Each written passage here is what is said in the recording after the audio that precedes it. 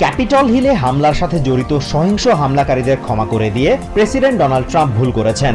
রবিবার এনবিসি নিউজকে দেয়া সাক্ষাৎকারে এমন মন্তব্য করেছেন রিপাবলিকান সেনেটর লিন্ডসে গ্রাহাম। তিনি মনে করেন প্রেসিডেন্টের এমন পদক্ষেপ এই ধরনের অপরাধকে গ্রহণযোগ্যতা দেবে।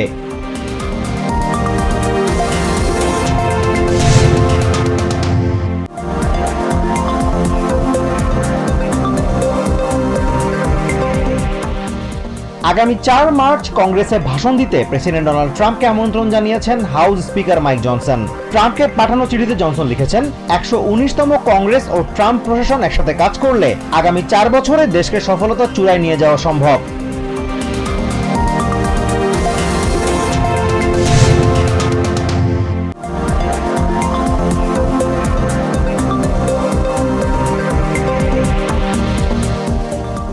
জর্ডানের বাদশাহ দ্বিতীয় আব্দুল্লাহর সাথে ফোনালাপ করেছেন প্রেসিডেন্ট ডোনাল্ড ট্রাম্প। এক বিবৃতিতে এই তথ্য জানিয়েছে হোয়াইট হাউস। এতে বলা হয়, দুই নেতা আঞ্চলিক শান্তি, নিরাপত্তা এবং স্থিতিশীলতার গুরুত্ব নিয়ে আলোচনা করেছেন।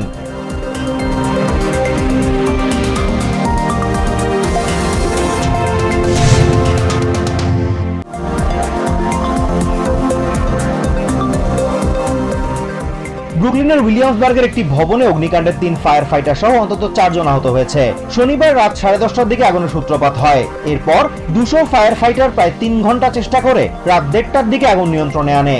এই ঘটনায় ভবনটির অন্তত ১০ পরিবার বাস্তুচ্যুত হয়েছে।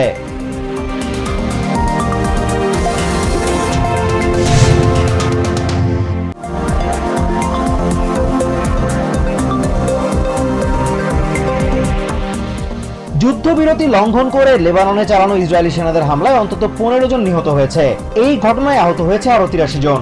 দেশটির স্বাস্থ্য মন্ত্রণালয় অভিযোগ করেছে, এদিন লেবানন থেকে ইসরায়েলি সেনাদের সরিয়ে নেওয়ার শেষ দিন হলেও চুক্তির শর্ত ভঙ্গ করে এই হত্যাকাণ্ড চালিয়েছে আইডিএফ।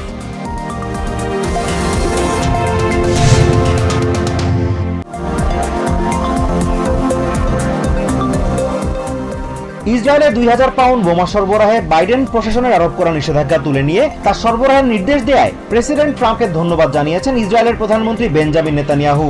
এক বিবৃতিতে তিনি দাবি করেন, এই বোমা ইসরায়েলের কাছে পৌঁছালে ওই অঞ্চলের নিরাপত্তা জোরদার হবে।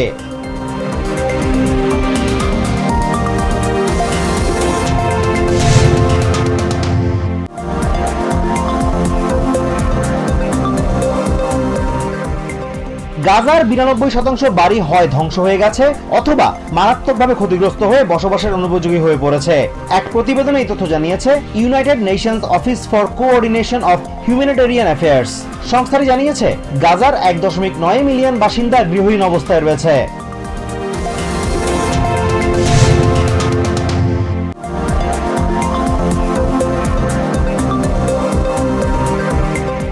প্রেসিডেন্ট ডোনাল্ড ট্রাম্পের নির্বাহী আদেশের পর বিশ্বের অন্যান্য দেশের মতো বাংলাদেশেও কার্যক্রম স্থগিত করেছে ইউএসএইড। রবিবার সংস্থাটির পক্ষ থেকে অংশীদারদের পাঠানো এক চিঠিতে এই তথ্য নিশ্চিত করা হয়। আপাতত ৯০ দিন সব ধরনের কার্যক্রম বন্ধ রাখবে সংস্থাটি।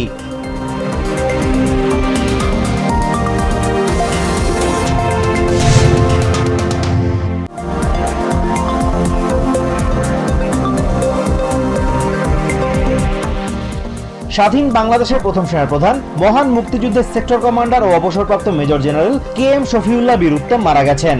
রবিবার সকালে রাজধানীর সম্মিলিত সামরিক হাসপাতালে তার মৃত্যু হয়। ২ দফা জানাজা শেষে রাষ্ট্রীয় মর্যাদায় বনানী কবরস্থান তাকে দাফন করা হয়।